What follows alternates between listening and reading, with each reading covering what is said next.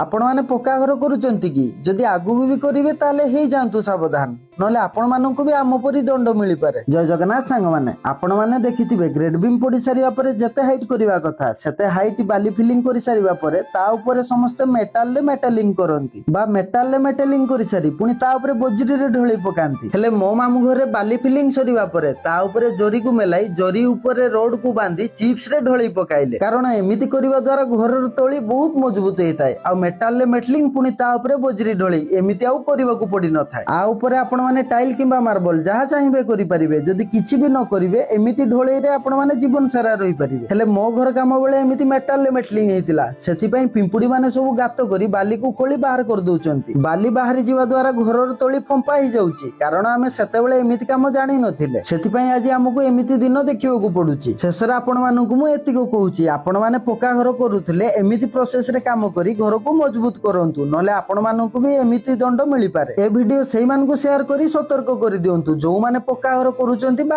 आगु को करिवे। मो वीडियो रे आपण मानकु किछि शिखिबाकू मिलिथिले मो चैनल को फॉलो सब्सक्राइब करी देबे। रहिली जय जगन्नाथ।